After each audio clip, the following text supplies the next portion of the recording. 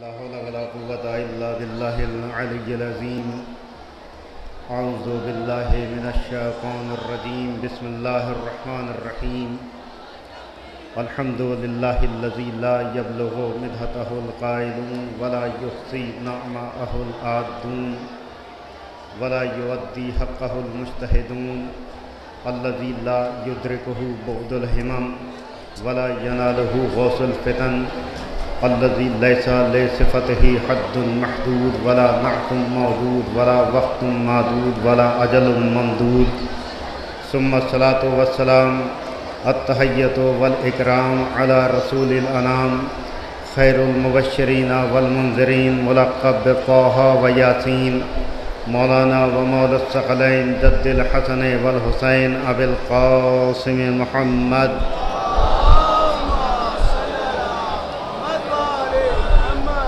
وآله الطيبين الطاهرين المعصومين المظلومين المنتخبين الذين أذهب الله عنهم الرجس وطهرهم تطهيرا.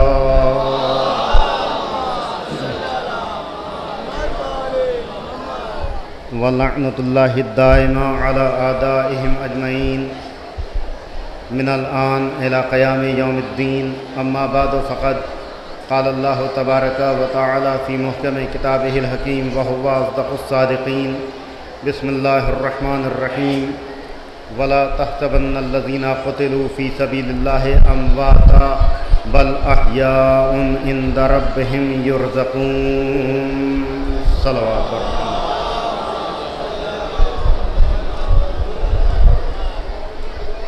معزز سامعین اکرام، آج کی یہ سالانہ مجلس جس کے لیے قرآن کریم کی اس آیہ ہدایہ کو عنوان سخن قرار دیا، جس میں پروردگار فلسفہ موت و حیات کو پیش کر رہا ہے.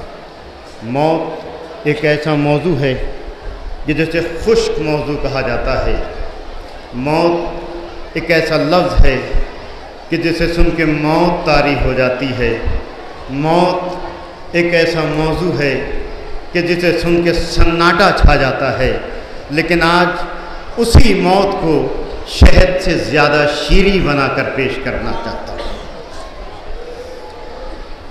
فلسفہ موت و حیات کیا ہے؟ موت کسے کہتے ہیں؟ زندگی کیا ہے؟ اس لیے کہ عام طور سے لوگ زندگی پسند کرتے ہیں، موت سے گریز کرتے ہیں. کوئی مرنا نہیں چاہتا، کوئی نہیں چاہتا کہ اسے موت آ جائے.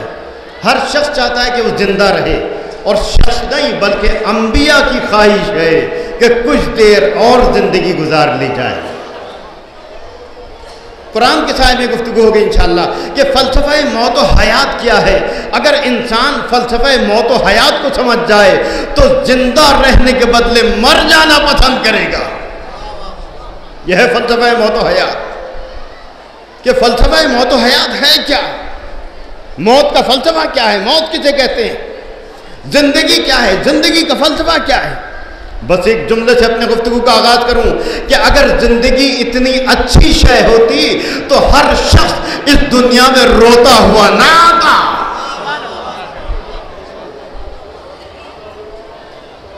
کوئی بھی اس دنیا میں روتا ہوا نہ آتا. یہ روتا ہوا آنا خود اس بات کی دلیل ہے کہ زندگی کسی اچھی چیز کا نام نہیں ہے. اب اگر فلسفہ موت و حیات کو سمجھ لیا جائے کہ موت و حیات کا فلسفہ کیا ہے تو انسان مرنا بہتر سمجھے گا، زندہ رہنا بہتر نہیں سمجھے گا. لیکن فرق یہ ہے کہ فلسفہ موت و حیات کو سمجھ لیا جائے. میں ایک فلسفی گفتگو کر رہا ہوں آپ کے سامنے، اس لیے کہ اتنا بڑا مجمع، اتنا بہترین مجمع بہت سی جگہ مل جاتا ہے. بہت سے لوگ کہتے ہیں کہیں نہیں ملتا. بہت سے مقامات پہ اتنا بڑا مجمع مل جاتا ہے، لیکن باب مدینۃ العلم کہیں نظر نہیں آتا. ایسے مجمع میں یہ فلسفہ موت و حیات آپ کی خدمت میں کر رہا ہوں کہ موت اس چیز کا نام، اس شے کا نام کہ جسے کوئی پسند نہیں کرتا.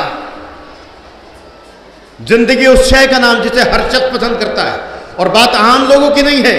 آئیے سلسلہ انبیاء تک پہنچے، اور کسی عام نبی کی بات نہیں کر رہا بلکہ ایسا خاص نبی کہ اللہ نے ساری کائنات پر اس کو حکومت عطا کی. آپ سمجھ گئے؟ جناب سلیمان پیغمبر، انسانوں کے اوپر حکومت، جانوروں کے اوپر حکومت، जन्नात के ऊपर हुकूमत, चरंद के ऊपर हुकूमत, परंद के ऊपर हुकूमत, हर शय पे हुकूमत, यहाँ तक कि हवा तक पे उनकी हुकूमत। अगर कहीं आना जाना होता था तो घोड़े से नहीं जाते थे, ऊंट से नहीं जाते थे, कोई और सवारी नहीं थी, बल्कि मुसल्ला बिछा दिया और दोश हवा पे सफर हुआ करता था। वो नबी कि जिसका सफर ही दोश हवा पे हुआ करता था, अपना महल बनवाया, महल बनवाने के बाद हुक्म दे दिया कि आज मैं महल का जायजा लेने के लिए ऊपर जा रहा हूं, तना खबरदार कोई मेरे पीछे पीछे ना आए, जब तक मेरा ऑर्डर ना हो, जब तक मेरा हुक्म ना हो। कुरान करीम पढ़ रहा हूं आपके सामने, कुरान के साए में गुफ्तगू करूंगा इंशाअल्लाह। जब तक मैं हुक्म न दे दूं उस वक्त तक कोई मेरे पीछे ना आना। अकेले ऊपर चले गए, छत पर जाके खड़े हो गए, असा का सहारा लेके खड़े हुए हैं, तभी एक शख्स आ गया। अब देखिए जनाब सुलेमान पैगंबर भी सारी कायनात पे हुकूमत कर रहे हैं। दरिया दरिया के समंदर, समंदर की मछलियां, समंदर के जितने जानवर, जितने जीव, सब पे हुकूमत है। जिन्नात पे हुकूमत है, इंसानों पे हुकूमत है, हैवानों पे हुकूमत है। अब ऐसे हाकिम के सामने उसका हुक्म मानने के बाद एक शख्स सामने आ जाए, जनाब सुलेमान हैरान हो गए। क्या तुमसे हमने मना नहीं किया था? हमने तो कहा था कोई शक ना है। उसने कहा मैं वो हूं जिस पे आपकी हुकूमत नहीं चलती। क्या तुम कौन हो? क्या मैं वो हूं जो बाप को बेटे से जुदा कर देता है, बेटे को बाप से जुदा कर देता है। अब जनाब सुलेमान ने कहा अच्छा तुम मलक मौत हो? कहा अल्लाह ने भेजा है, आपको बताया। अब यहां तुम मोहलत मांग। इतना अजीम नबी जिसको अल्लाह ने सारी कायनात की हुकूमत अदा की, जिन्नात पे उनकी हुकूमत, इंसानों पे उनकी हुकूमत, हैवानात पे उनकी हुकूमत, समंदर पे उनकी हुकूमत, सारी चीजों पे उनकी हुकूमत। लेकिन अब जैसी फरिश्ते ने कहा कि अल्लाह ने आपको बुलाया है चलिए, अब मोहलत मांगनी शुरू की। सुलेमान पैगंबर हैं जो जिंदा रहना चाहते हैं। अब मोहलत मांगनी शुरू की, इजाजत मांगनी शुरू की कि अच्छा इतनी इजाजत दे दो, अच्छा इतनी इजाजत दे दो, अच्छा इतनी इजाजत दे दो। आखिरी मोहलत ये मांगी, अच्छा इतनी मोहलत तो दे दो कि मैं धूप से साए में आ जाऊं। कहा नहीं, धूप ही में खड़े होकर रोनी करनी। पूरी तफसील नहीं पढ़ूंगा, कुरान करीम में पूरी तफसील है कि धूप में खड़े होकर आपकी जान निकाली जाएगी, आपकी रूह धूप में निकलेगी। जनाब सुलेमान पैगंबर धूप में रूह कब्ज हो गई, हुक्म दे के आए हैं कि कोई भी ऊपर ना आए। वो तो दीमक को आसा ने खाया, आसा टूटा, सुलेमान गिरे, तब लोगों को एहसास हुआ कि सुलेमान इस दुनिया से गुजर चुके। और ये पूरा तफसील वाक़या है, लेकिन एक जुमला कहे बगैर आगे नहीं बढ़ूंगा। ये जनाब सुलेमान पैगंबर हैं जो मलकुल मौत से इस बात का तकाजा कर रहे हैं कि तुम बगैर इजाजत क्यों चले आए। मलकुल मौत आवाज दे रहा है, हमें किसी दर पे इजाजत लेने की जरूरत नहीं है। अज़मत दर सैयद पे लाखों सलाम कि जहां मलकुल मौत भी इजाजत का तालिब होता है। कायनात का वाहिद दर, कायनात का वाहिद तरीन दर, सुलेमान पैगंबर जैसी शख्सियत, सब पर हुकूमत, लेकिन मलकुल मौत बगैर इजाजत के पहुंचा और अब जिंदगी की तमन्ना, लेकिन कहा कि नहीं। अजीब व गरीब फलसफा मौत और हयात आपकी खिदमत में अर्ज कर रहा हूँ, और इसीलिए कुरान करीम की छाए हिदायत उन्होंने जुगत करार दिया। जरा गौर तो कीजिए, परवरदिगार कहना क्या चाहता है कुरान में, वला तहसबन्नल्लज़ीना क़ुतिलू फ़ी सबीलिल्लाहि अमवाता बल अहयाउन इंद रब्बिहिम युरज़क़ून। मैं आपके सामने बैठा हुआ मजलिस पढ़ रहा हूँ, यहाँ से लेकर वहाँ तक जो मजमा मुझे देख रहा है, अगर सच बताएगा तो वो कहेगा कि मौलाना कौसर मुश्तबा मिंबर पे बैठ के मजलिस पढ़ रहे हैं। लेकिन अगर मेरे खिलाफ कोई ये कहे कि नहीं वो मजलिस नहीं पढ़ रहे, वो नीचे बैठे हुए हैं, सारा मजमा भाई एक जबान ये कहेगा नहीं आप गलत कह रहे हैं। या इसी के बरक्स मैं ये कह दूं कि आप बैठे हुए नहीं हैं, लेटे हुए हैं। ये जो अफराद खड़े हुए हैं उनके लिए मैं कह दूं कि ये बैठे हुए हैं, सब ये कहेंगे मौलाना क्या कह रहे हैं। जो खड़ा हुआ है उसे खड़ा हुआ कहा जाएगा, जो बैठा हुआ है उसे बैठा हुआ कहा जाएगा। अगर कोई यहाँ पर लेटा हुआ होता तो उसे लेटा हुआ कहना मुनासिब है, यानी जो जैसा है उसे वैसा ही कहा जाए तो यह है मुनासिबत। लेकिन अगर इसके बरक्स कोई कहा जाए तो उसके जहन में तो शक हो सकता है। लेकिन अगर कहने वाला मालिक कायनात हो, کہنے والا خالق کائنات ہو. اب آیت پہ غور کیجئے. آیت کہتی وَلَا تَحْسَبَنَّ الَّذِينَ، بڑی تاکید کے ساتھ. عربی کے اعتبار سے اگر دیکھا جائے، گرامر کے اعتبار سے، تو اس میں تاکید کی دو قسمیں، نون ثقیلہ، نون خفیفہ، یا نون خفیفہ نہیں بلکہ نون ثقیلہ استعمال ہوا. وَلَا تَحْسَبَنَّ الَّذِينَ، نون مشدد، ہرگز ہرگز گمان نہ کرنا. دیکھیں ایک انسان لیٹا ہوا ہے، اس کی روح نکل گئی، وہ مر گیا. ڈاکٹر ڈکلیئر کریں گے کہ مر گیا یا زندہ ہے.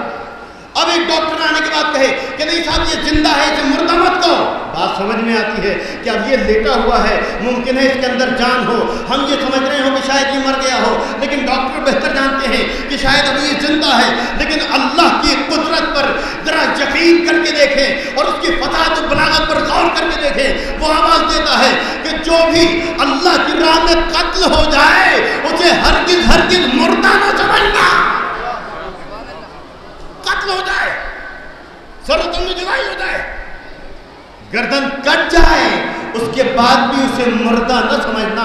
پروردگار گردن کٹنے کے بعد کیا اسے زندہ کہا جائے؟ اس نے خود آواز دی بل احیاء، بلکہ وہ زندہ ہیں. وعند ربہم ویرزقون، کہ وہ اللہ کے نزدیک زندہ بھی ہیں اور رزق بھی حاصل کرتے ہیں. اب اندازہ کیجئے کہ موت کس چیز کا نام ہے، زندگی کس چیز کا نام ہے. قرآن کریم پڑھ لوں آپ کے سامنے کہ اگر کوئی عام انسان یہ کہے کہ ایک آدمی قتل ہو گیا اس کے بعد بھی زندہ ہے، تو ہر شخص یہ کہے گا کہ آپ عجیب بات بیان کر رہے ہیں. ارے بھائی جب قتل ہو گیا، جب اس کے سر و تن میں جدائی ہو گئی، تو آخر وہ زندہ کیسے؟ لیکن قرآن کریم ہے. ایک صلوات بھیجیں پر محمد والے میں.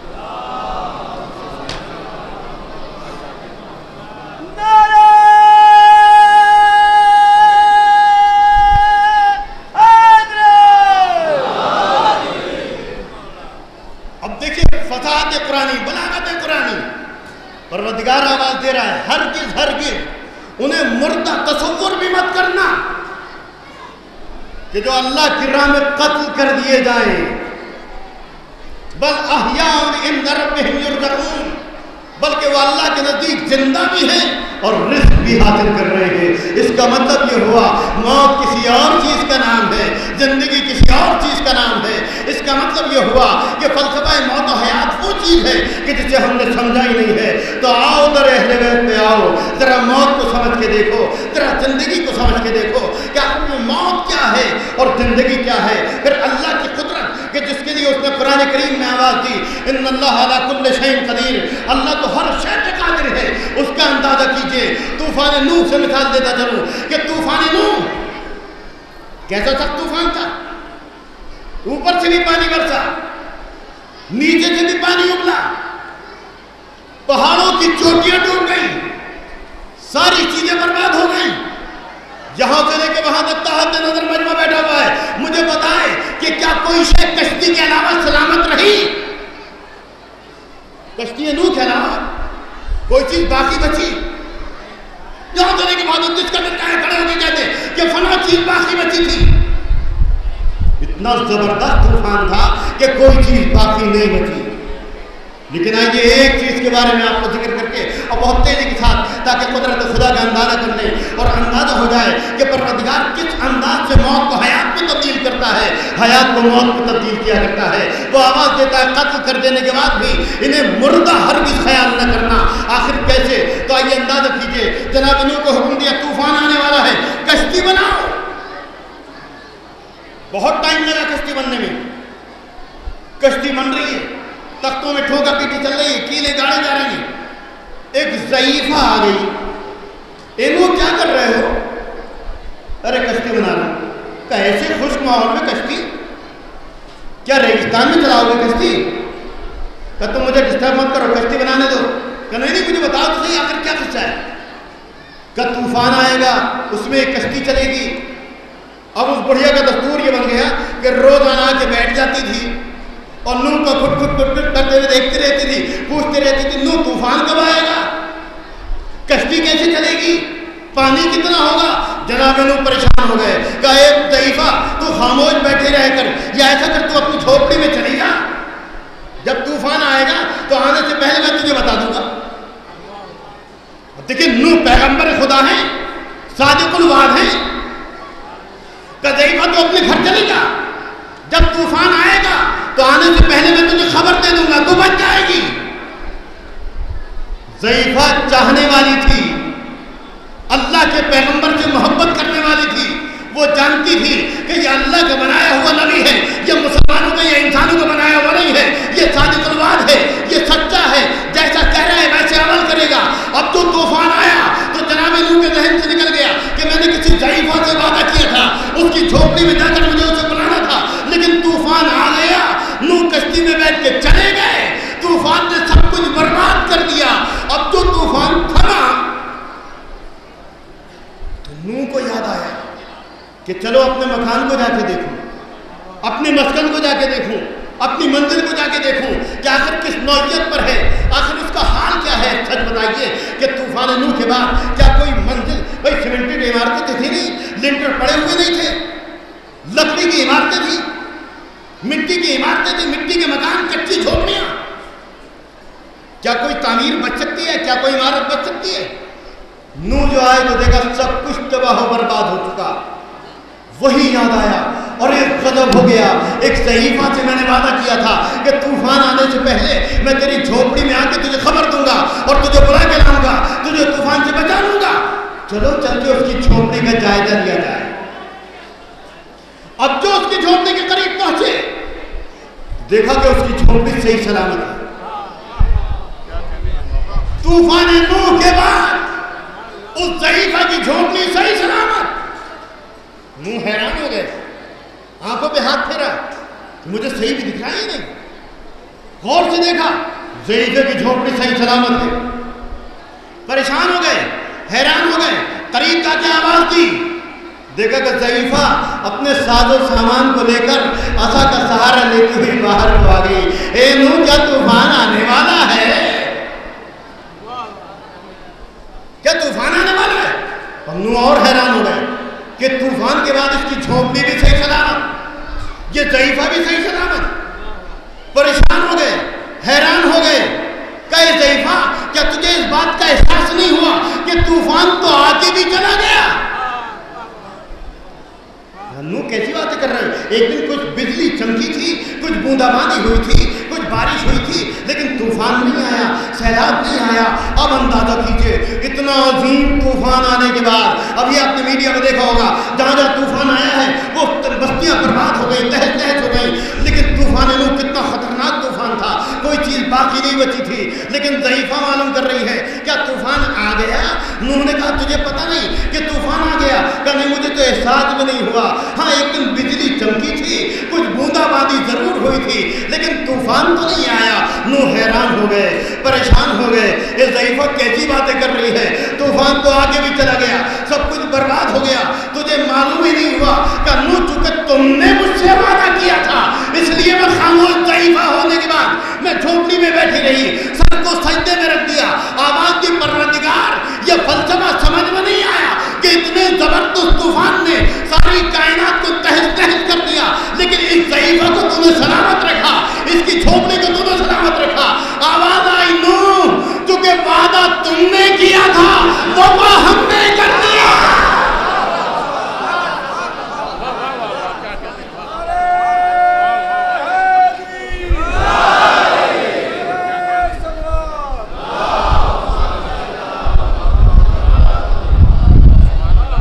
تم نے وعدہ کیا تھا نا کہ تو گھبرا مت, تو صحیح سلامت رہے گی.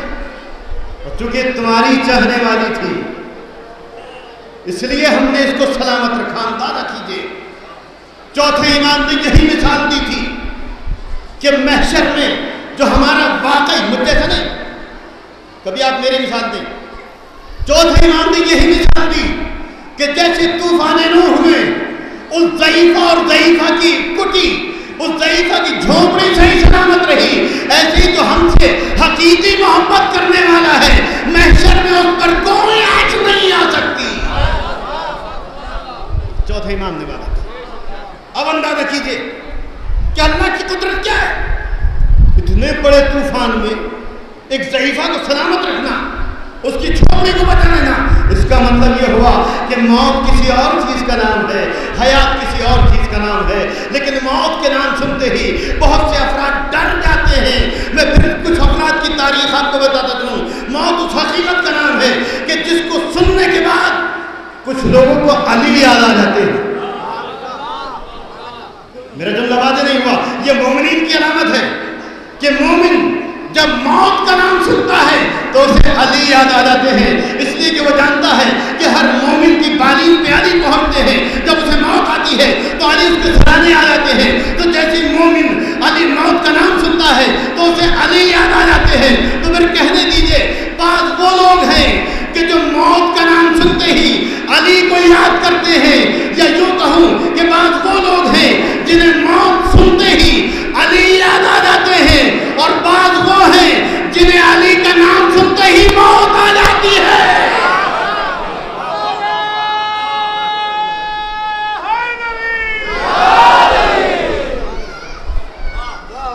مسئلہ کیا ہے؟ فلسفہ موت کو نہیں سمجھا گیا، فلسفہ حیات کو نہیں سمجھا گیا۔ موت کیا ہے؟ حیات کیا ہے؟ زندگی کیا ہے؟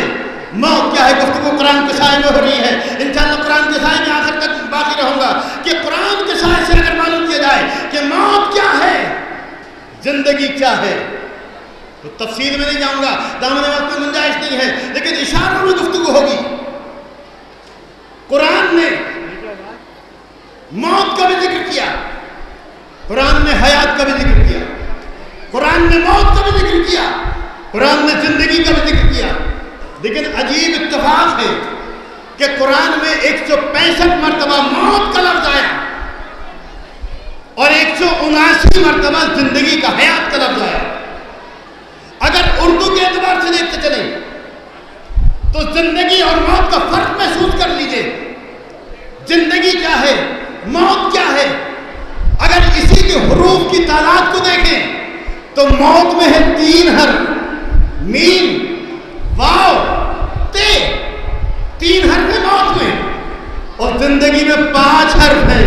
شاید یہی کنایا ہو کہ اگر زندہ رہنا چاہتے ہو تو پنجتن پاک سے وابستہ ہو جا۔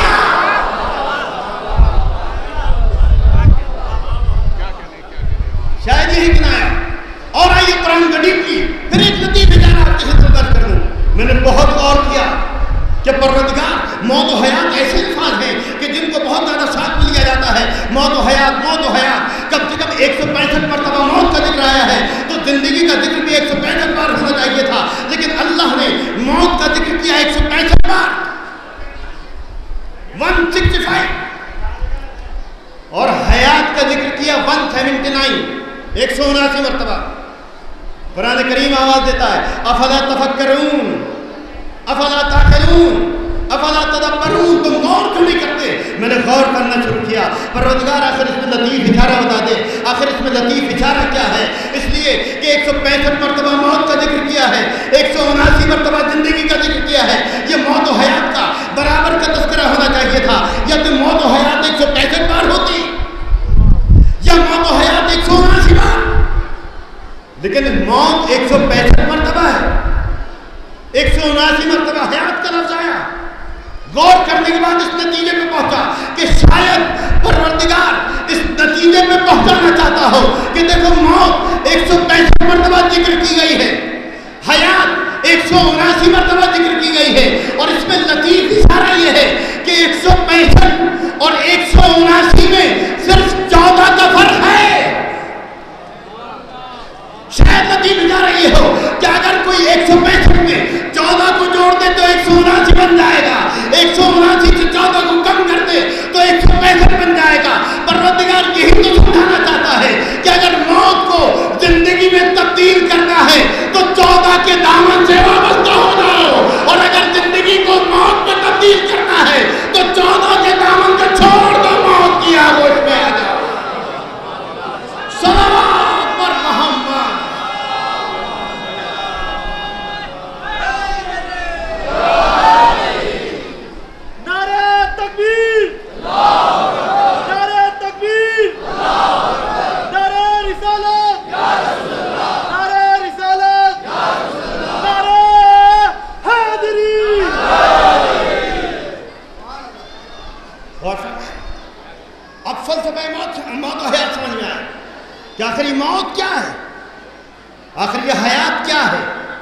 اگر فلسفہ موت و حیات سمجھ میں آ جائے تو انسان چاہتا یہ ہے کہ کل کے بدلے آج مر جائیں، اس لیے کہ قرآن کریم واضح طور پہ آواز دے رہا ہے فَتَمَنَّوُا الْمَوْتَ إِن كُنتُمْ صَادِقِينَ، اگر تم سچوں میں ہو تو موت کی تمنا کرنے والے بن جاؤ۔ اب یاد رکھیے جو موت کی تمنا کرنے والا بن جاتا ہے وہ سچوں میں شمار بھی ہوتا ہے، فلسفہ موت و حیات کو سمجھنے والا بھی بن جاتا ہے، اس لیے کہ اس کے نزدیک مر جانا بہتر ہے زندہ رہنے سے۔ کیوں؟ اس لیے کہ یہ موت حقیقت میں موت نہیں ہے۔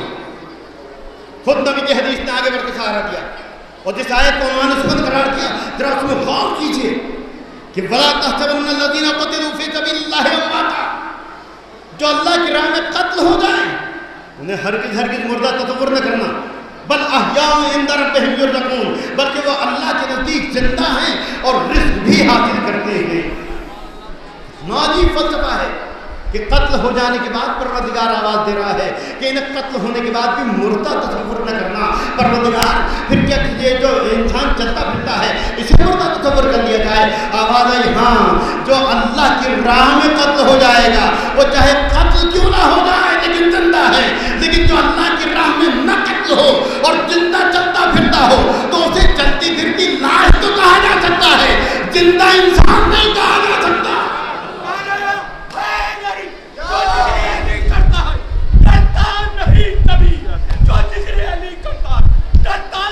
کبھی نعرہ حیدری لگانے والا مرتا نہیں کبھی، نعرہ حیدری، نعرہ حیدری، لبیک یا حسین، لبیک یا حسین، لبیک یا حسین، لبیک یا حسین، لبیک یا حسین، لبیک یا حسین، نعرہ حیدری۔ فلسفہ موت و حیات کیا؟ اگر موت و حیات سمجھ میں آ جائے تو بات واضح ہو جائے، اور یہ جو پریشان ہوتی ہے پبلک کہ موت کے نام سے ڈر گئے، قسم خدا کی اگر فلسفہ موت و حیات کو سمجھ جائے تو پھر خود اس بات کا اعلان کرے گا کہ پروردگار نے قرآن کریم میں جس بات کا اعلان کیا ہے کہ قتل ہو جانے کے بعد بھی انہیں مردہ تصور نہ کیا جائے، اس کا اعلان ائمہ معصومین نے کیا کہ اگر ہم قتل بھی ہو جائیں، سر و تن میں جدائی بھی ہو جائے اور نو کے نیزہ پہ سر بلند کر دیا جائے تو تلاوت کر کے اس آیت کی تصدیق کریں گے کہ ہم مرے نہیں ہیں بلکہ حیات جاوید کے مالک بن گئے۔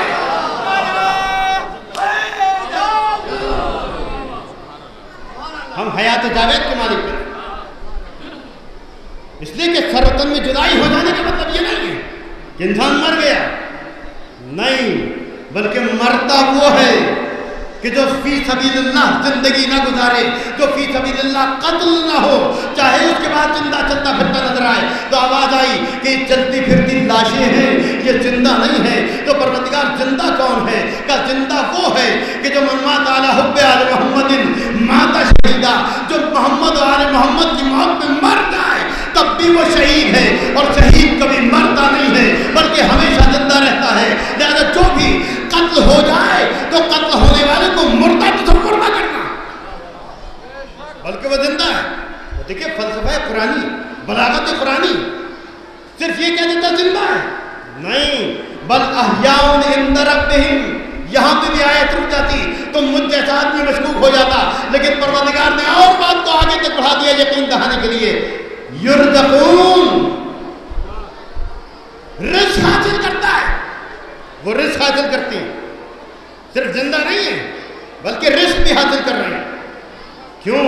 اس لیے کہ یہ در وہ ہے کہ جس کے لیے پروردگار نے آواز دی کہ جو فی سبیل اللہ قتل ہو جائے گا تو قتل ہونے کے بعد بھی اسے مردہ تصور نہ کیا جائے بلکہ وہ زندہ ہے، اور جب زندہ ہے تو رزق بھی حاصل کرتا ہے۔ نبی نے آواز دی تائید میں، نبی نے آواز دی من مات علی حب آل محمد مات شہیدہ، جو بھی محمد و آل محمد کی محبت میں مرتا ہے وہ شہید ہے، اور شہید کبھی مرتا نہیں۔ اب بہت سے افراد یہاں پر بچے بیٹھے ہوئے، اس لیے ایک عجیب پیغام آپ کی خدمت میں کر دوں کہ بعض افراد یہ سمجھتے ہیں کہ سارے فضائل مولا کائنات کے ہیں، اس لیے کہ آج کل کا پیٹرن ذاکرین کا کہ فضائل علی مصائب حسین مجلس تمام، ایک پیٹرن فضائل علی اور مصائب حسین، امام حسن کے فضائل، امام، اور ایسا نہیں کہ صرف میں ممبر پہ بیٹھ کر رہا ہوں، نہیں، بلکہ میں بہت اتھینٹک بات آپ کی خدمت میں کر رہا ہوں، اور بلکہ میری کتابیں بھی آ چکی ہیں اس کے اوپر، پاکستان سے ذکر الحسن کے نام سے ایک کتاب چھپی امام حسن کے اوپر، اور اس کے علاوہ اور بھی ائمہ کے اوپر کتابیں آئیں، اور ایک بہت بڑی کتاب آنے والی انشاءاللہ بلکہ چھپ گئی ہوگی، 3 جلد فضائل خمسہ من الصحاح الستہ، 3 جلد کتاب، عربی سے اردو ٹرانسلیشن، صحاح ستہ میں پنجتن کے فضائل۔ آج بہت سے ہمارے اہل سنت بھائی اعتراض کرتے ہیں کہ یہ حدیث کہاں سے بیان ہو گئی، یہ حدیث کیسے بیان کر دی؟ آئیے صحاح ستہ میں دیکھیے وہ حدیث موجود ہیں، تو میں صرف زبانی جمع خط نہیں کر رہا بلکہ میری کتابیں بھی موجود ہیں، ذکر الحسن کے نام سے امام حسن کے اوپر، امام حسین کے اوپر ایک کتاب، سچا عزادار، اور بہت سی کتابیں، اس میں یہ ساری باتیں نقل کی ہیں۔ تو پیٹرن یہ بن گیا کہ فضائل علی مصائب حسین، ورنہ ذرا سلسلے کو آگے بڑھا کے دیکھیے کہ کیا سارے فضائل مولا کائنات سے منسوب؟ اور ایک بہت بڑی ستمگری تھی، اس بات بہت خوشی ہوئی کہ کمیٹی نے اشتہار میں کسی ذاکر کا نام ہی نہیں دیا، ورنہ نام کے اوپر پہ بڑا جھگڑا ہوا کرتا تھا کہ جناب میرا نام کیوں نہیں ہے، میرا نام کیوں نہیں ہے، میرا نام پوسٹر کے کسی کونے ہی میں لکھ دیجیے، میزبان ذاکرین میں میرا نام لکھ دیجیے۔ تو اس بار انہوں نے پتہ صاف کر دیا، پوسٹر بالکل کلین صاف، اس لیے کہ مجمع صرف ذاکرین کو سننے کے لیے نہیں آتا بلکہ جس کی عقیدت میں آتا ہے۔ یہ سب جانتے ہیں کہ باب الحوائج کی عقیدت میں آتا ہے، باب العلم کی عقیدت میں آتا ہے، لہذا یہ مجالس ہوتی ہیں تو اس کو سننے کے لیے بیٹھ جاتا ہے۔ خاص طور سے یہ نہیں ہے کہ کوثر مجتبیٰ کو سننے کے لیے اتنا بڑا مجمع آ گیا، نہیں، یہاں پر جو بھی مجلس پڑھتا ہے یہاں اتنا ہی بڑا مجمع جمع ہو جاتا ہے، کیوں؟ اس لیے کہ درگاہ میں آئے ہوئے ہیں۔ لہذا میں ہمت افزائی کروں گا کمیٹی کی کہ جنہوں نے کم سے کم اس بار یہ بہت اچھا قدم اٹھایا کہ اشتہار میں کسی ذاکر کا نام ہی نہیں دیا۔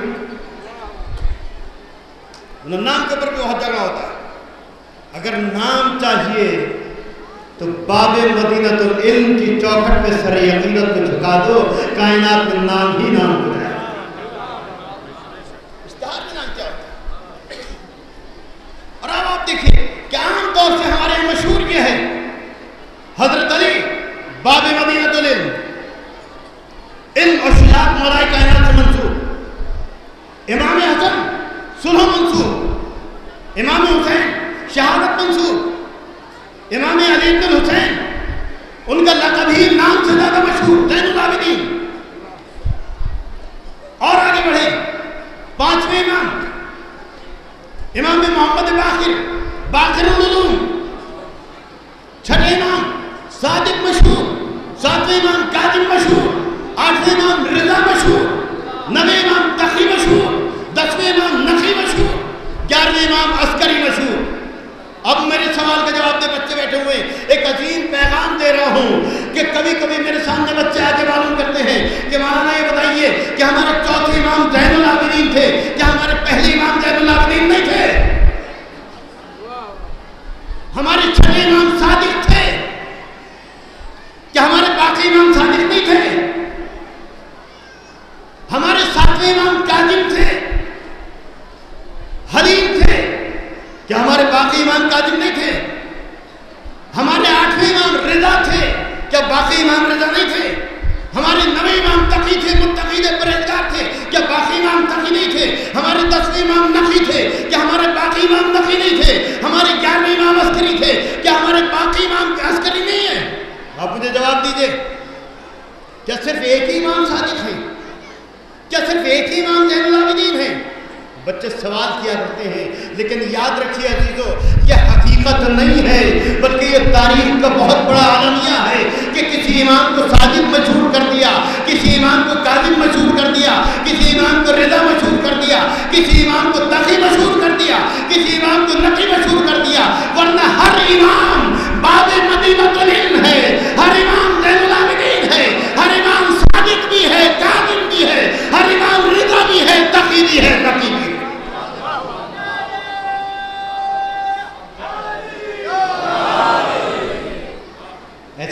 صرف ایک امام زین العابدین ہے، ایسا نہیں کہ صرف ایک امام صادق ہے، ایسا نہیں کہ صرف ایک امام تقی و نقی ہے، نہیں، ہر امام صادق ہے۔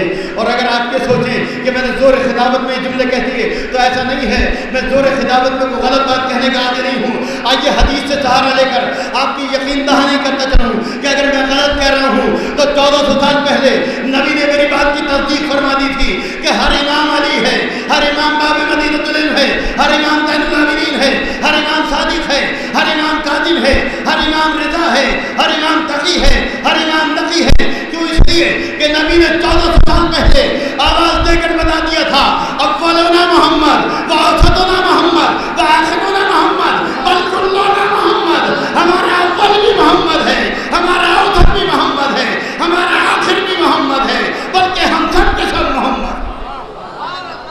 صلوات پر محمد۔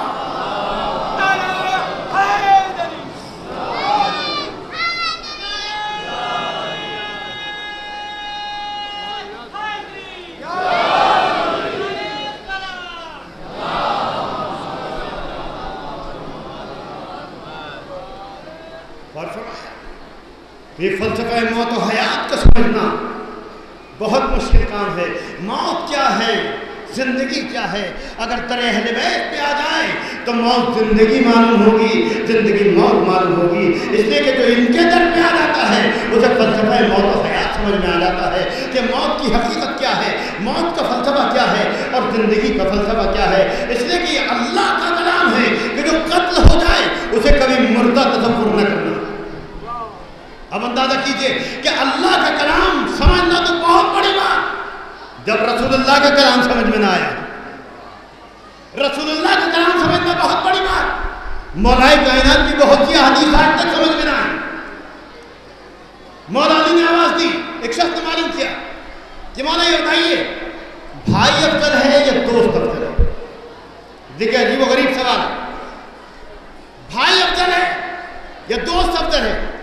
مولا نے برجستہ جواب دیا، کیونکہ سوال کرنے والے نے پوچھا کہ آپ یہ بتائیے کہ آپ کے نزدیک بھائی اور دوست میں کیا فرق ہے؟ مولا نے بہت بہترین جواب دیا، بھائی سونا ہے، دوست ہیرا ہے۔ مجمع کا سکون اس بات کی گواہی ہے کہ واقعی مولا کائنات کی بات نہ کل سمجھ میں آئی تھی نہ آج سمجھ میں آئی، اور اگر بات یہیں تک چھوڑ دی جائے تو قیامت تک یہ بات سمجھ میں نہیں آ سکتی۔ بھائی سونا ہے، دوست ہیرا ہے۔ پوچھنے والا حیران ہو گیا، بولے مولا اس کا مطلب یہ ہوا کہ آپ نے بھائی پر دوست کو پریفرنس دیا، آپ نے دوست کو اہمیت دی بھائی پر کہ بھائی سونا ہے، دوست ہیرا ہے۔ مولا سمجھ گئے، کہا میں نے تو اسی لیے تجھے بتایا تاکہ تو حیران ہو کے معلوم کرے کہ بھائی سونا ہے، دوست ہیرا ہے، لیکن تجھے فرق نہیں معلوم کہ سونے اور ہیرے میں فرق کیا ہوتا ہے۔ تو نے ظاہر کو دیکھا ہے، باطن کو نہیں دیکھا۔ موت کو برا سمجھنے والے، زندگی کو اچھا سمجھنے والے اللہ کے کلام کو کیا سمجھیں گے جب ولی اللہ کے کلام سمجھ میں نہ آ سکا؟ تو مولا یہی تو ظاہری مقصد ہے اس کا کہ بھائی سونا ہے، دوست ہیرا ہے۔ بھائی کم ہے، دوست زیادہ ہے، کہ یہ تیری کچھ فکری ہے کہ بھائی کو میں نے کم اہمیت دی، دوست کو زیادہ اہمیت دی۔ نہیں، تو نے ظاہر کو دیکھا، تو نے باطن کو نہیں دیکھا۔ آ میرے نزدیک آ، میں تجھے حقیقت بتا دوں کہ سونا کسے کہتے ہیں، ہیرا کسے کہتے ہیں، کہ جلدی بتائیے، اس لیے کہ اس کے علاوہ کچھ سمجھ میں نہیں آتا کہ سونا سستا ہوتا ہے، ہیرا مہنگا ہوتا ہے۔ بھائی سونا ہے، دوست ہیرا ہے۔ آپ نے بھائی کو کم اہمیت دی، دوست کو زیادہ اہمیت دی، کہا نہیں یہ تیری کچھ فکری ہے۔ میں تجھے سمجھاؤں، سونا اسے کہتے ہیں کہ اگر ٹوٹ جائے تو پگھلا کے پھر جیسا بنا دیا جائے۔ ہیرا اسے کہتے ہیں کہ اگر درار پڑ جاتی ہے تو پھر کسی بھی صورت درار جاتی نہیں۔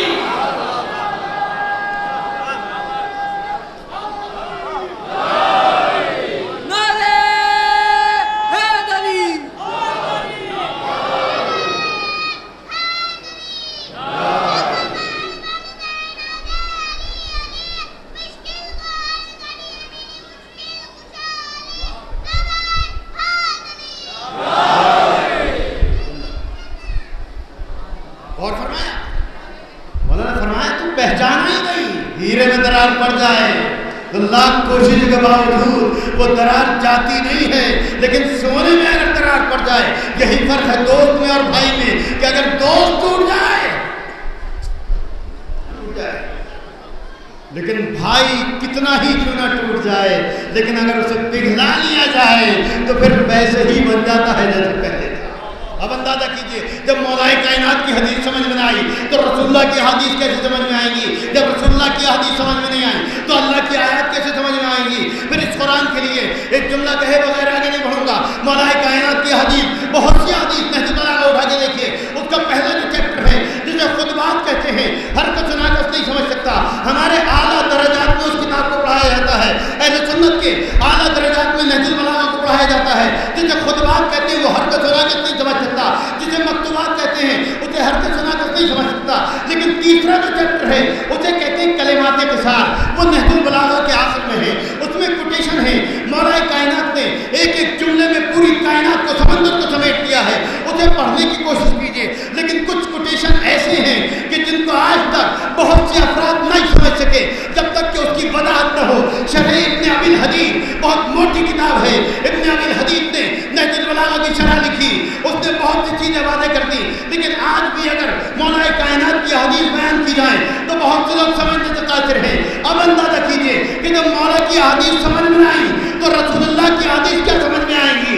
जब रसूल की हदीस समझ में आई तो फिर अल्लाह के कुरान की आयत क्या समझ में आएंगी? फिर ऐसे मौके पे अगर ये कह दिया जाए हस्बुना किताब अल्लाह, जब मौलाए कायनात की हदीस समझ में नहीं आई, जब रसूलुल्लाह की हदीस समझ में नहीं आई, आज तक इख्तिलाफ। मैंने अपनी एक किताब में बहुत तफसील से जिक्र किया, इमाम हसनैन को रसूलुल्लाह ने अपने बेटा कहा, हसन हुसैन मेरे फर्जंद। आज तक बहुत ज़्यादा इख्तिलाफ है, ये तो अली के बेटे हैं, ये तो फातिमा के बेटे हैं। रसूलुल्लाह कह रहे हैं मेरे बेटे हैं। ये एक अलग मौजू है, लेकिन अपने मौजू से मरबूत कर रहा हूँ कि फलसफा मौजू हयात को समझना है तो दर अहले बैत पे आओ, बात समझ में आ जाएगी कि जिससे हर इंसान बचने की कोशिश करता है, जब यही मौत दर अहले बैत पे आके देखता है तो चाहता है कि जिंदगी से मौत बेहतर है। इस फलसफे से मरबूत करने के लिए नबी ने फरमाया हसन हुसैन मेरे बेटे। आज तक बात समझ में नहीं आई, एक अलग मौजू है, लेकिन सिर्फ समझाने के लिए, तकरीबें देने के लिए नबी को अख्तर का ताना दिया गया, लावलद होने का ताना दिया गया। सच बताइए कि अगर हसन हुसैन नबी के बेटे नहीं हो तो फिर अख्तर का ताना बाकी रहेगा या खत्म हो जाएगा? नबी के ऊपर अख्तर का ताना। दूसरी मंजिल कुरान करीम की बहुत सी आयत जिसमें वाज़ेह तौर पे हसन हुसैन को नबी का बेटा कहा गया। भाई आए मुबाहिला में तुम अपने बेटों को लाओ, हम अपने बेटों को लाएं, नबी हसन हुसैन के अलावा अगर किसी और को ले जाते, सिर्फ हसन हुसैन को लेके गए, लेकिन कुरान के साए में बात चल रही। आइए इससे हट के आपको एक और मंजिल तक लेके चलो। अल्लाह रब्बुल इज्जत अपने फलसफे को समझाना चाहता है। जनाब इमरान पैगंबर खुदा, बशारत हो गई कि हम तुम्हें बेटा अता करने वाले। जनाब इमरान पैगंबर खुदा है, नबी है, बहुत खुश हुए, आकर अपनी ज़ौजा से जिक्र कर दिया। हन्ना, अल्लाह ने बशारत दी है कि मैं तुम्हें बेटा अता करूंगा। बशारत हो गई। हन्ना खैर मासूमा, इमरान मासूम। बात आ गई तो अर्ज करता चलूं कि अल्लाह ने यह भी एक फलसफा रखा कि इमरान मासूम है, उनकी ज़ौजा गैर मासूमा है, और ये फलसफा हमेशा बाकी रखा आदम से लेके खातम तक, खातम से लेके आज तक, आज से लेके क़यामत तक। अल्लाह का एक उसूल ये है कि शौहर मासूम है, ज़ौजा गैर मासूमा है। शौहर मासूम है, नफ्स को बदलूँ कहूँ, आदम मासूम, ज़ौजा गैर मासूमा, नूह मासूम, ज़ौजा गैर मासूमा, इब्राहीम मासूम, ज़ौजा गैर मासूमा, इस्माइल मासूम, ज़ौजा गैर मासूमा। यानी अल्लाह ने कहा कि एक घर में एक साथ दो मासूम नहीं रखूंगा। अगर शौहर मासूम है तो ज़ौजा गैर मासूमा है, अगर औरत मासूमा है तो शौहर गैर मासूम है। ईसा मासूम, अल्लाह ने ज़ौजा ही अता नहीं की। हज़रत मरियम मासूमा, अल्लाह ने शौहर ही अता नहीं किया। आदम से लेके खातम तक, खातम से लेके आज तक कोई घराना ऐसा नहीं है जहाँ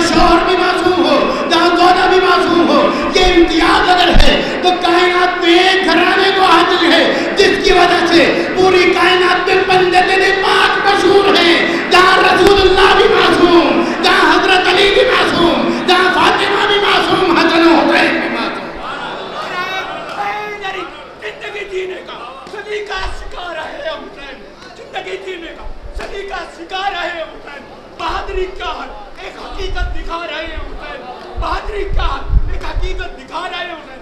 यजीद तख्त पे बैठा है मगर कांपता है, यजीद तख्त पे बैठा है मगर कांपता है, पता चला है कि नेज़े पे आ रहे हैं। नारे हैदरी,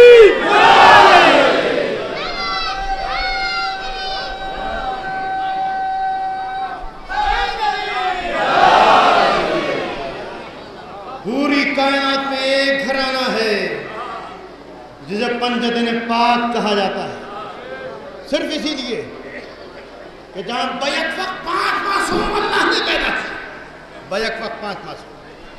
इमरान मासूम है, नबी है, फलसफा मौत व हयात को समझने वाले, परवरदिगार की मसलहत को समझने वाले। अल्लाह ने कहा बेटा अता करूंगा, कसम खुदा की बात अगर यहाँ तक रुक जाती तो शायद मुझ जैसा आदमी भी घबरा जाता, लेकिन सिलसिला और आगे बढ़ाया।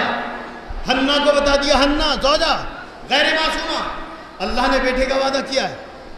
हन्ना गैर मासूमा है, खुश हो गई, आसार नमूदार हो गए।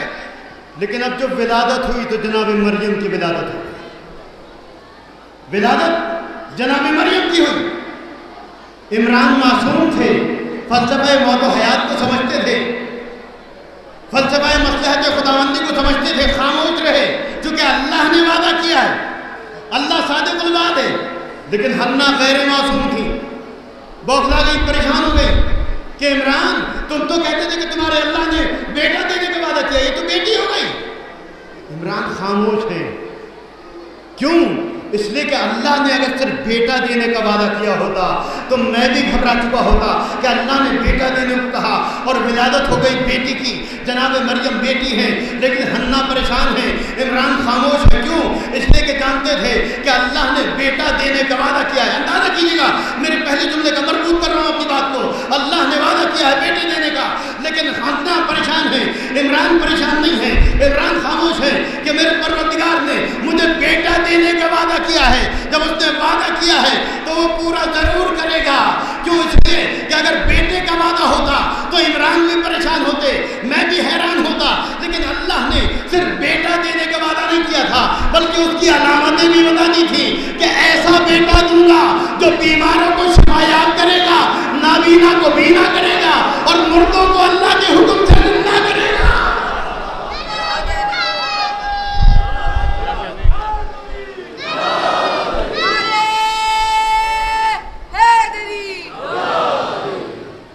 अल्लाह ने जनाब इमरान से जो वादा किया था वो सिर्फ बेटे का वादा नहीं किया बल्कि वादा ये किया कि मैं तुम्हें बेटा दूंगा और बेटे में 3 सिफात होंगी। वो नाबीना को बीना भी करने वाला होगा, वो बीमारों को शिफा भी देने वाला होगा, वो इसी के साथ साथ अल्लाह के हुक्म से मुर्दों को जिंदा भी करेगा। इमरान खामोश है, हन्ना परेशान है, इमरान खामोश रहे। अब जो मरियम की विलादत हुई, मरियम सने शऊर तक पहुंची और अब जो मरियम की यहाँ विलादत हुई तो ये तीनों सिफात पाए गए। अब कोई कहीं से कहीं तक कायनात में आवाज उठाने वाला नहीं है कि ईसा इमरान के बेटे कैसे हो गए। इसलिए कि कुरान करीम आवाज दे रहा है ना कि इमरान हमने तुम्हें बेटा अता किया जो नाबीना को बीना करेगा, जो बीमार को सेहतमंद करेगा, जो मुर्दों को अल्लाह के हुक्म से जिंदा करेगा। इसलिए चुप्पी लगी हुई है, कोई कहीं से कहीं तक कहने वाला नहीं है कि ईसा तो मरियम का बेटा है, इमरान का बेटा कैसे हो गया। अरे जब ईसा मरियम का होके इमरान का हो सकता है तो हसन हुसैन फातिमा के होके रसूलुल्लाह के बेटे। मकसद यजीद सब बेकार गया, मकसद यजीद सब बेकार गया। हुसैन जीत गए, हुसैन जीत गए, अरे यजीद नारे हैदरी,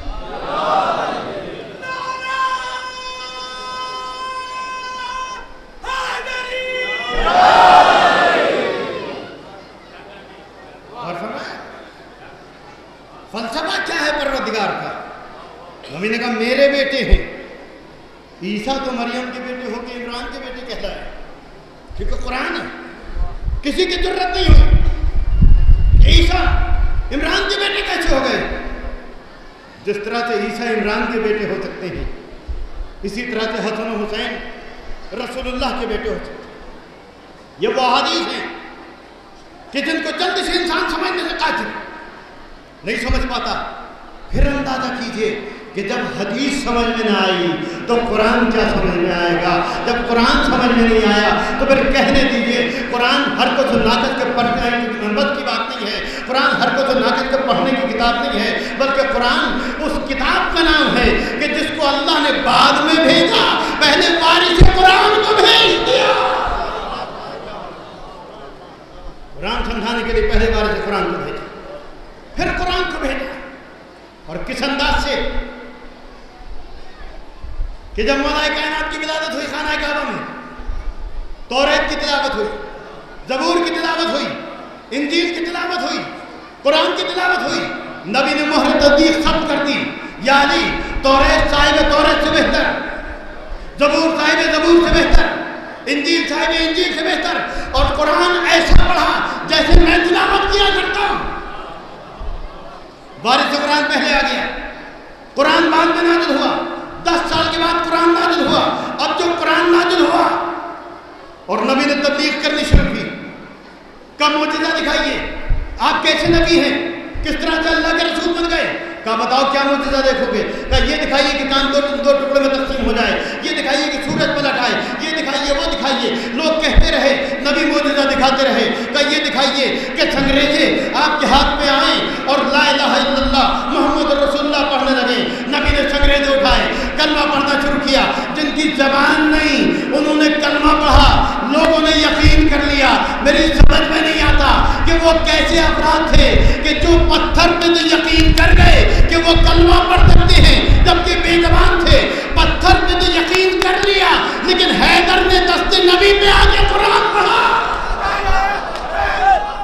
کعبے میں علی کی ولادت نہ ہوتی، کعبے میں علی کی ولادت نہ ہوتی، بتوں کی امتیں تباہی نہ ہوتی، بتوں کی امتیں تباہی نہ ہوتی، بت علی جن میں رکھتی نہ دنیا، خدا نے جہنم بنائی نہ ہوتی، ذکر علی اگر عبادت نہ ہوتا، یہ بات قرآن میں آئی نہ ہوتی۔ نعرہ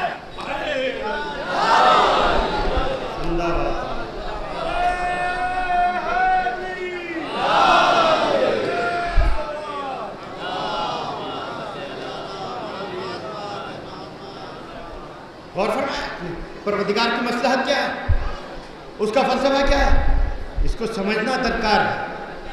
فلسفہ موت و حیات سمجھ میں آ جائے گا۔ جب فلسفہ موت و حیات سمجھ میں آ جائے گا تو ساری شریعت سمجھ میں آ جائے گی، قرآن سمجھ میں آ جائے گا۔ اس لیے کہ اس نے ایک ایسا بڑا عالمیہ ہے کہ موت سے ہر انسان گھبراتا ہے، لیکن در اہل بیت پہ آ کر دیکھو، اگر اسی موت کے تمنا کرنے والے نہ بن جاؤ تو پھر کہنا، اس لیے کہ قرآن کریم تو پہلے ہی کہہ چکا کہ اگر موت کوئی بری چیز ہوتی تو کبھی قرآن میں یہ حکم نہ ہوتا فَتَمَنَّوُا الْمَوْتَ إِن كُنتُمْ صَادِقِينَ، اگر تم سچوں میں ہو تو موت کی تمنا کرنے والے بن جاؤ۔ اب ہمارے یہاں صادق صرف ایک امام کو مشہور کر دیا۔ میں نے عرض کیا کہ ایک امام صادق نہیں، ہر امام صادق، ہر امام زین العابدین، اور جب سب کے سب صادق ہیں تو ان کنتم صادقین، اگر تم صادقین میں سے ہونا چاہتے ہو تو موت کی تمنا کرنے والے بن جاؤ۔ آپ موت کی تمنا پوچھو، مولا کائنات آواز دیتے ہیں کہ یہ کائنات ہے جو موت سے ڈر کے بھاگا کرتی ہے، ہم مولا کائنات ہیں جو موت کی تمنا کیا کرتے ہیں۔ سینے میں اپنے گولی بھی کھائیں گے، سینے میں اپنے گولی بھی کھائیں گے، روک چاہے گی نعرہ حیدری لگائے۔ بہت سی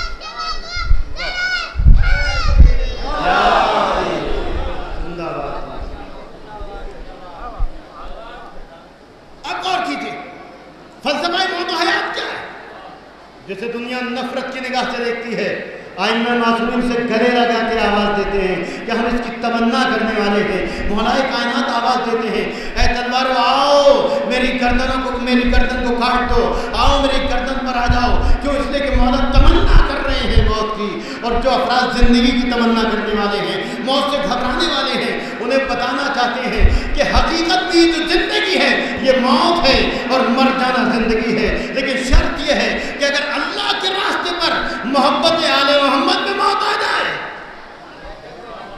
تو اس کا مطلب یہ ہے کہ حیات مل گئی، زندگی مل گئی، لیکن اس سے ہٹ کر اگر زندگی گزاری جائے تو یہ چلتے پھرتے ہوئے بدن جو دکھائی دیتے ہیں یہ زندہ نہیں ہیں بلکہ یہ چلتے پھرتی لاشیں۔ اور فرمایا اور ایک مسئلہ، پروردگار کون ہے؟ اس کے بہت سی صفات، لم یلد ولم یولد ولم یکن لہ کفوا احد، وہ احد بھی ہے، وہ واحد بھی ہے، وہ صمد بھی ہے، وہ رحمان بھی ہے، رحیم بھی ہے، اس کا کوئی کفو نہیں، لیکن وہی اس کی ایک صفت اور بھی ہے، مولا کائنات، قسم خدا کی مولا کائنات میں کتنے مسائل حل کیے کہ اگر وہ نہ ہوتے تو کائنات میں ان مسائل کا حل کرنے والا کوئی پیدا ہی نہیں ہوا۔ یہودیوں کے گروہ سوال تیار کیا کرتے تھے، باقاعدہ گروپ میں ایک سوال تیار کرو، سوال تیار ہوئے، مولا یہ بتائیے کہ وہ کون سی چیز ہے جو قرآن میں نہیں ہے؟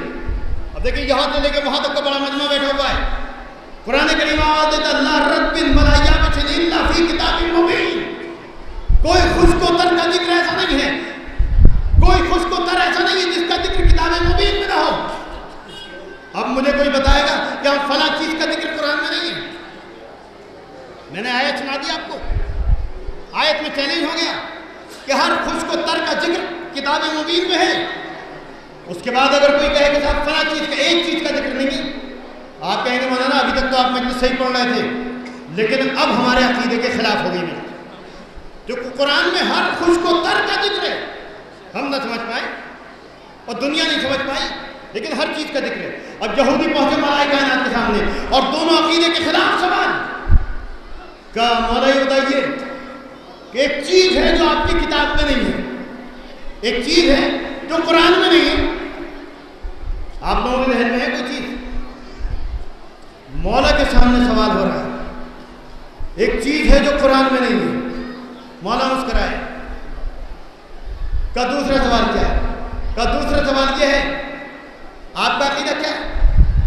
اللہ سب کچھ دیکھتا ہے؟ بھائی ہم لوگ یہاں بیٹھے پنڈال کی چھت کے نیچے بیٹھے نا، تو ہو سکتا ہے اللہ کی نگاہیں یہاں تک نہ پہنچ رہی ہوں، یہ دیکھ رہا ہے اللہ ہمیں۔ آپ کہیں گے 7 تالوں میں بھی بند ہو جاؤ، زمین کی 7 تہوں کے نیچے بھی چلے جاؤ تو اللہ تو وہاں بھی دیکھنے والا ہے۔ دیکھیں عقیدے کے خلاف سوال دونوں، اس نے کہا یہ بتائیے کہ قرآن میں وہ کون سی چیز ہے جو نہیں پائی جاتی؟ کون سا ذکر ہے جو قرآن میں نہیں ہے؟ قرآن میں ایک چیز نہیں ہے، عقیدے کے خلاف۔ مولا مسکرائے، مسئلہ حل ہو گیا۔ دوسرا سوال یہ بتائیے کہ اللہ کیا نہیں دیکھتا؟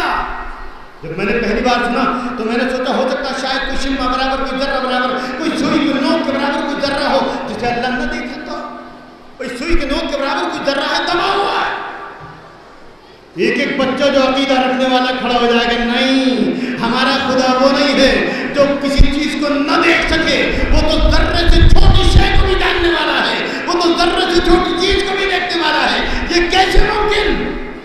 اچھا سوال کرنے والا اگر مجھ جیسے عالم کے پاس آتا، کسی دنیا کے اور کسی عالم کے پاس پہنچتا تو وہ بھی حیران ہو جاتا کہ واقعی تمہارا سوال صحیح ہوگا، لیکن مولا کائنات سے سوال کر رہا ہے نا، تو جتنے افراد بیٹھے ہوئے تھے ان کا چہرہ اتر گیا، مولا کائنات مسکرانے لگے، چاہنے والے سمجھ گئے کہ اس کا سوال صحیح ہے، کا سوال پورا ہو گیا کہ قرآن میں ایک چیز نہیں ہے، نہیں ہے تو نہیں، مولا مسکرا دی۔ اچھا میں آپ سے پوچھ رہا ہوں اس بات سے ہٹ کر رک کر آپ کا عقیدہ کیا کہتا ہے اس سوال کے بارے میں؟ قرآن میں ایک چیز نہیں ہے، یہودیوں کا سوال ہے، قرآن میں ایک چیز نہیں ہے، کوئی شخص بھی کھڑا ہو کے بتائے کہ ہاں بات ٹھیک ہے، کوئی ایک چیز نہیں ہے۔ یہودیوں کا سوال ہے کہ اللہ ایک چیز نہیں دیکھتا، بتائیے کیا چیز نہیں دیکھتا؟ معاذ اللہ خاتم بدہن نقل کفر کفر نواشد، میں صرف نقل کر رہا ہوں، عقیدہ میرا نہیں ہے۔ آپ بتائیے کیا اللہ ایسا ہے کہ جو ایک چیز کو نہ دیکھتا ہو؟ مولا کائنات مسکرائے، مسکرانے کے بعد کہ تیرے دونوں سوال صحیح ہیں، تو نے کہا کہ قرآن میں ایک چیز نہیں ہے، تو بالکل صحیح کہتا ہے، قرآن میں سب کچھ لکھا ہے لیکن قرآن میں جھوٹ نہیں لکھا۔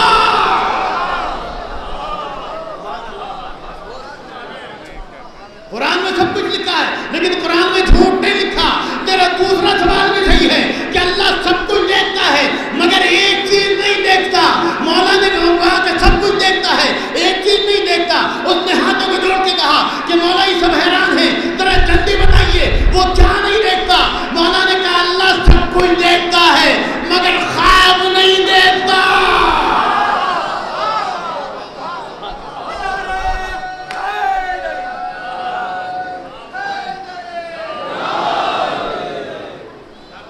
خواب نہیں دیکھتا، اس لیے کہ آیت الکرسی کے شروع میں لا تأخذہ سنۃ ولا نوم، اسے نہ اونگ آتی ہے نہ نیند آتی ہے۔ جو اونگتا نہ ہو وہ خواب کیا دیکھے گا؟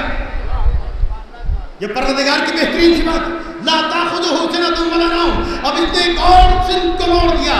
اب فلسفے کو غور کیجیے گا کہ فلسفہ موت و حیات کیا ہے۔ وہ پروردگار کہ جس کو نہ اونگ آتی ہے، جسے نہ نیند آتی ہے، جو نہ سوتا ہے نہ اونگتا ہے، ہر وقت بیدار رہتا ہے، وہ پروردگار آواز دے رہا ہے کہ اگر تمہارے سامنے اللہ کی راہ میں کسی کو قتل کر دیا جائے تو خبردار اسے مردہ نہ سمجھنا، بلکہ وہ زندہ بھی ہے اور اللہ کی طرف سے رزق بھی حاصل کرتا ہے۔ اب دیکھیں بات کہاں تک آ گئی۔ اللہ سوتا نہیں ہے، میں یہاں پر بیٹھا ہوں، برا وقت آتے ہوئے دیر نہیں لگتی، مجھے یہاں سے اترنا ہے کچھ منٹ کے بعد، لیکن اللہ کا پیغام آ گیا۔ بعض ذاکرین اس طرح سے بھی اللہ کے پاس پہنچے ہیں کہ مجلس پڑھتے پڑھتے دنیا سے چلے گئے، اب مجلس تو قائم رکھتی ہے، مجلس کو تو روک دے نہیں۔ مجھے ہارٹ فیل ہو گیا ممبر پہ، خدا کرے ایسا ہو جائے، دعا رکھتا ہوں۔ اب مجھے ہٹا دیا گیا، میری جگہ اب مجمع میں سے کسی کو بٹھایا جائے گا تو فیصلہ آپ کا ہے۔ مجمع میں سے کسی عام آدمی کو بٹھایا جائے گا، کس کو بٹھائیں گے؟ فوراً مولوی ہاؤس میں جائیں گے، کسی مولانا صاحب کو تیار کریں گے کہ مجلس کو مکمل کر دیجیے، اب یہ آغاز ہوا تو فضائل بھی نہیں ہوئے، مسائل بھی نہیں ہوئے، آپ مجلس کو مکمل کیجیے۔ یا کسی دنیاوی آدمی کو بٹھا دیا جائے گا، ہر چل جائے گا، نہیں تو ناممکن ہے۔ نائب اسی کو بنایا جاتا ہے کہ جس کے اندر منیب کی صفات پائے جائیں، اور کر رہے ہیں کہ جس کے اندر صفات پائے جائیں۔ بھئی اگر میں عالم نہیں ہوں، میں تو ایک طالب علم ہوں، علم حاصل کرنے والا ہوں، لیکن اگر کوئی عالم ایسا ہو تو اس کی جگہ عالم کو لے کے آئیں گے، باقاعدہ داڑھی والا ہو، امامہ بقبہ والا ہو، یا ٹوپی شیروانی والا ہو، مسجد سے پڑھنا جانتا ہو، تبلیغ دین کرنا جانتا ہو، اسی کو میری جگہ لا کے بٹھائیں گے، اسے کہا جائے گا نائب، نمائندگی کرنے والا۔ اب اللہ کی ایک صفت کو اگر دیکھ لیا جائے، لا تأخذہ سنۃ ولا نوم، کہ جسے نہ اونگ آتی ہے، جسے نہ نیند آتی ہے، تو پھر اللہ کا نائب اس دنیا میں کسے بنایا جائے؟ اس لیے کہ جتنے انسان ہیں ان کو نیند بھی آتی ہے، وہ اونگتے بھی ہیں۔ یہاں تو قدیر کا وقت ہو گیا ہے نا، اس لیے یہاں سے لے کے وہاں تک میں دیکھ رہا ہوں جتنا مجمع بیٹھا ہوا ہے، سب کی آنکھیں کھلی ہوئی ہیں، سب کے دل بیدار ہیں، سب کے ذہن بیدار ہیں، اس لیے کہ قدیر کا وقت ہے۔ یہاں کوئی سونے والا نہیں ہے، یہاں کوئی اونگنے والا نہیں ہے، لیکن بعض مجالس میں دیکھتا ہوں وہاں لوگ سو بھی جاتے ہیں، وہاں اونگتے بھی ہیں۔ تو انسان کی فطرت ہے کہ وہ سوتا ہے۔ اب اللہ کا نائب کون بنے؟ اللہ کا جانشین کون بنے؟ آخری نبی سے معلوم کیا، نبی نے کہا میں اللہ کا رسول ہوں، یہ صفت میرے اندر بھی پائی جاتی ہے۔ ینام عینی ولا ینام قلبی، میری آنکھیں بظاہر سوتی ہیں مگر میرا دل بیدار رہتا ہے۔ بات سمجھ میں آ گئی کہ نبی کی آنکھیں بظاہر سوتی ہیں، ان کا دل بیدار ہوتا ہے۔ اب نبی کے بعد پھر تلاش کرنا ہے کہ کوئی ایسا جاگنے والا انسان مل جائے کہ جس کی آنکھیں چاہے سو رہی ہوں لیکن اس کا دل بیدار ہو۔ قسم خدا کی، چراغ لے کر پوری کائنات پہ ڈھونڈتے چلے جائیے، کوئی آدمی ایسا مل جائے کہ جس کی آنکھیں بظاہر سو رہی ہوں لیکن اس کا دل بیدار ہو۔ چراغ لے کر پوری کائنات پہ ڈھونڈتے چلے جائیں، کوئی شخص بھی ایسا نظر نہیں آئے گا سوائے ایک اس مرد میدان کے کہ جو شب ہجرت میں نبی کی چادر اوڑھ کے سویا۔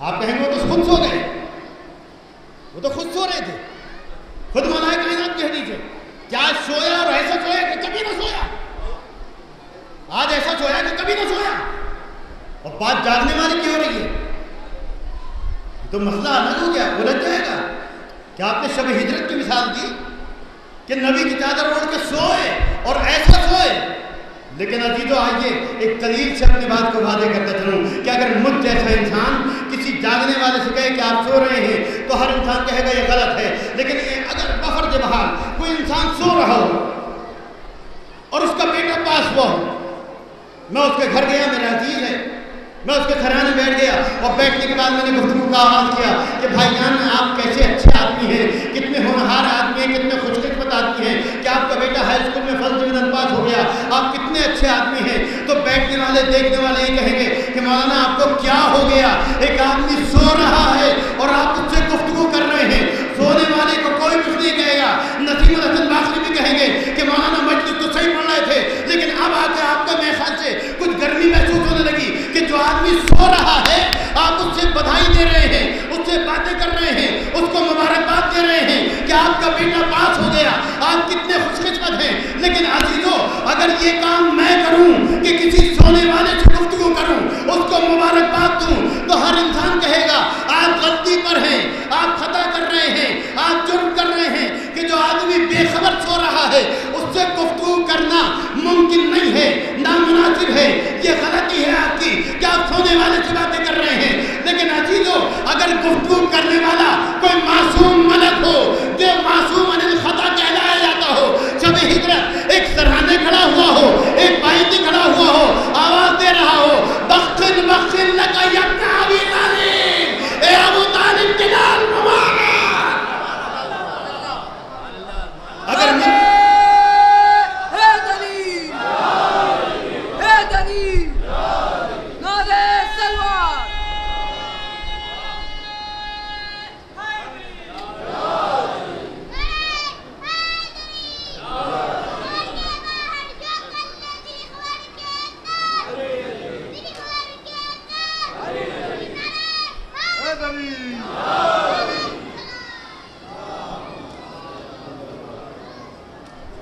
اور فرمایا کہ اگر فرشتے مبارکباد دے سونے والے کو، فرشتوں کو کہا جاتا معصوم عن الخطا، ان سے خطا ممکن نہیں ہے، ان سے غلطی کا امکان نہیں ہو سکتا۔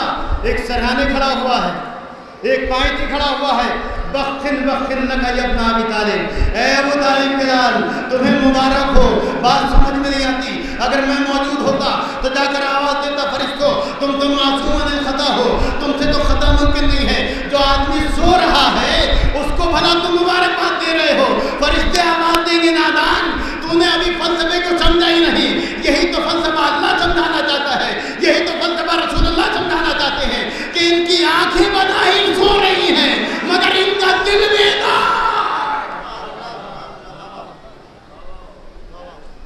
بظاہر سو رہے ہیں لیکن ان کا دل بیدار، ورنہ فرشتے اور خطا کر دیں، اگر خطا کا تصور بھی ہو جائے تو بالوں پر چھن جاتے ہیں، معتوب ہو جاتے ہیں۔ تو اب اندازہ کیجئے کہ اس آیت کا مقصد کیا ہوا کہ ہرگز ہرگز انہیں کہ جو اللہ کی راہ میں قتل کر دیے جائیں، سر و تن میں جدائی ہو جائے، انہیں ہرگز ہرگز میں مردہ تصور نہ کرنا، بلکہ وہ زندہ ہیں اللہ کے نزدیک اور رزق حاصل کرتے ہیں۔ اس کا مطلب یہ ہوا کہ موت اہل بیت کے در سے دور زندہ رہنے کا نام ہے، اور اگر اہل بیت کے در کے قریب آ جاؤ تو پھر یہی موت حیات میں تبدیل ہو جایا کرتی ہے، انسان موت کی تمنا کرنے لگتا ہے، قرآن کی آیت کا مصداق بن جاتا ہے۔ مولا کائنات نے آواز دی کہ موت ہمارے نزدیک بہترین شے ہے، ہم چاہتے ہیں کہ تلواروں آؤ اور ہماری گردن پر رکھی جاؤ، ہماری گردن کو کاٹ دو۔ اور صرف یہ ایک مولا کائنات نہیں ہے بلکہ ائمہ معصومین کا مزاج یہی تھا۔ امام حسین علیہ السلام اور امام حسین معصوم ہیں، اس گھرانے کے جو بھی نزدیک ہو گیا، امام حسن کے فرزند جناب قاسم سے جس وقت معلوم کیا کہ بیٹا یہ بتاؤ کہ موت تمہارے نزدیک کیسی ہے، آواز دی احلّ من الاسل، شہد سے زیادہ شیریں موت، شہد سے زیادہ شیریں۔ जिस मौत को हर इंसान नागवार समझता है, वही मौत शहद से ज़्यादा शीरीं कैसे बन जाएगा। जनाब अली पर से इमाम हुसैन ने मालूम किया कि बाबा क्या हम हक पर नहीं हैं? कि हक पे हैं। कि मौत हम पे आ पड़े, हम मौत पे जा पड़े। बाबा फिर किस बात पे डरा? एक एक फर्द जो इस घराने के करीब हो गया, उसने आवाज़ दी कि हम मौत को ज़िंदगी से बेहतर नहीं समझते, बल्कि ज़िंदगी को मौत से बेहतर समझते हैं। अब ये आपने जनाब हुर के मसाइब पढ़े। मैं रत्त मसाइब के लिए सिर्फ यही जुमला कहना काफ़ी समझूंगा कि जनाब हुर रात भर टहलते रहे मौत और हयात के दरमियान। वो फलसफा मौत और हयात को समझना चाहते थे, रात भर टहले, सुबह को फैसला किया कि फलसफा मौत और हयात क्या है। उन्होंने फिर फैसला किया कि दर हुसैन पे जाके मर जाना जिंदा रहने से बेहतर है, यहाँ पे जिंदा रहना मर जाने से बेहतर है। लिहाजा फैसला करने के बाद दुनिया को बता दिया कि यहाँ जिंदा रहना मरने से बेहतर नहीं, बल्कि यहाँ पे जिंदा रहना मरने से बेहतर। और दर हुसैन पे जाके मर जाना ये हयात है। क्यों भटकते हैं इधर उधर समंदर को छोड़कर? क्यों भटकते हैं उधर उधर समंदर को छोड़कर? वो देख आ गया यजीद के लश्कर को छोड़कर। नारे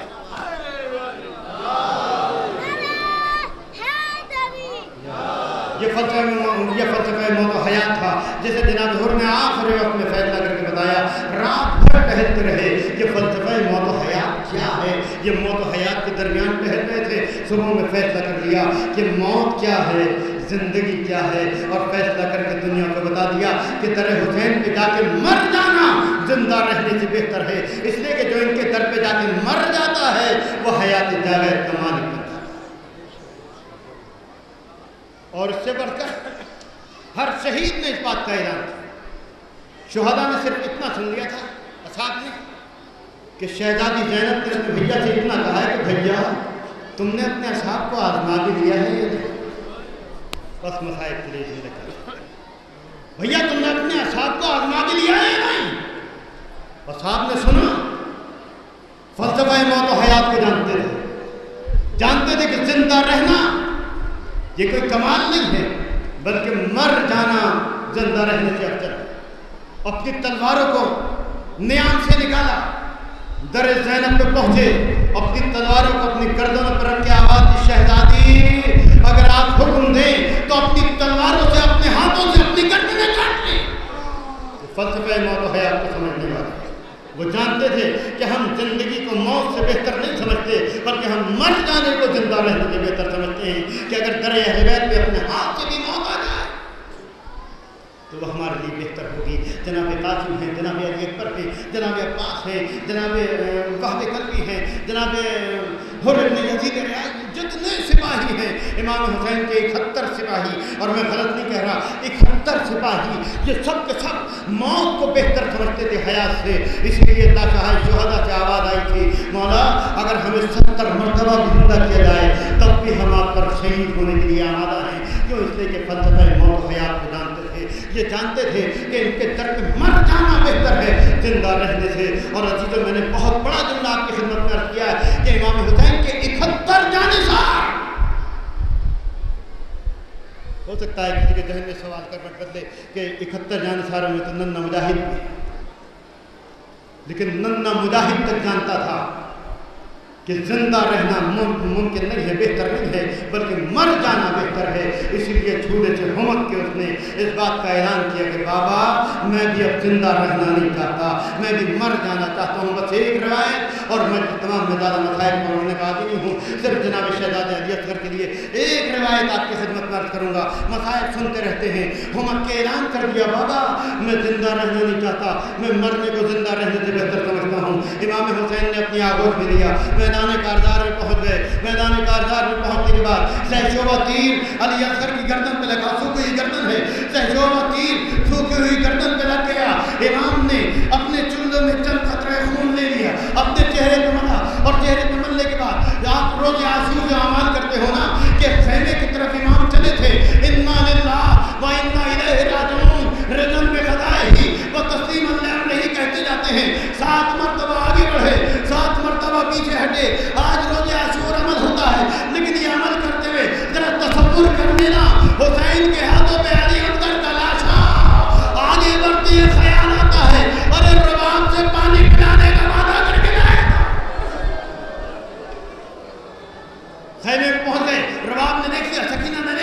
शिकवे शिकायत हो गई। बस पहला शहीद है जो फलसफा मौत व हयात को जानता था। ये पहला शहीद है जिसे इमाम हुसैन ने अपनी हयात में दफन करना चाहा है। इमाम खैमे के पीछे गए, एक अपनी जुल्फ़िकार से नन्ही सी कब्र को खोदा, अली असगर को कब्र में रखा, मिट्टी डाली, पानी कहाँ से लाए? पानी होता तो अली असगर शहीद न होते। कब्र पे मुंह रख के इतना गिरिया किया, आंसुओं से कब्र अली असगर तर हो गई। अभी गिरिया जारी था कि किसी ने पीछे से सलाम किया। हमने मुड़ के देखा, इस दश्ते बियाबान में मुझे सलाम करने वाला कौन है? अरे आखिर तू कौन है? उसने आवाज दिया, ना बरीद सुहरा, मैं सुहरा का पासी। अरे अली असगर की शहादत के बाद अब सुहरा याद आ गई। जल्दी से खड़े हुए, खत लिया, आंखों से लगाया, चूमा, मुंह से चूमने के बाद जल्दी से खत को पढ़ा। खत को पढ़ते चले गए। हस्बे दस्तूर खत लिखा था, बाबा आपने मुझसे वादा किया था कि मैं जहाँ भी मौका होगा तुम्हें बाबा बुला लूंगा, मैं अली अकबर को भेजूंगा। एक एक जुमला कहते चले गए, पढ़ते चले गए। लेकिन इमाम हुसैन के लिए तारीख में लिखा, मकातिब में मिलता है कि इमाम ने गिरिया नहीं किया, इमाम की आंखों में आंसू नहीं आए, इमाम ने गिरिया नहीं किया। खत को पढ़ते चले गए। पहले शिकवा था, बाबा आपने मुझसे वादा किया था कि मैं अली अकबर को भेज के बुला लूंगा, बाबा आपने मुझे नहीं बुलाया, बाबा आपने मुझे फरामोश कर दिया, बाबा आप मुझे भूल गए, बाबा आपने अली अकबर की शादी तो नहीं की, वो बहुत तेजी के साथ चंद दिन में इस्तेमाल करना वाली जो। आखिर में सुहरा ने सारे शिकवे शिकायत के बाद अब हस्बे मराती सबको सलाम लिखना शुरू किया। एक एक करके सलाम, मेरी फूफी को मेरा सलाम, मेरे चाचा को मेरा सलाम, मेरे भैया को मेरा सलाम। हस्बे दस्तूर सबको सलाम लिखने के बाद तरीका खत ये होता था कि आखिर में बच्चों को प्यार लिखा जाता था। सुहरा ने लिखा, बाबा अब तो मेरा छोटा भैया घुटनियों चलने लगा होगा, बाबा उसे अपनी आगोश में लेकर मेरी तरफ से प्यार कर देना। हुसैन ने इस जुमले को पढ़ा, आंखों से बेसाख्ता अश्क जारी हो गए, बर्दाश्त न कर सके, रुक करके मदीने का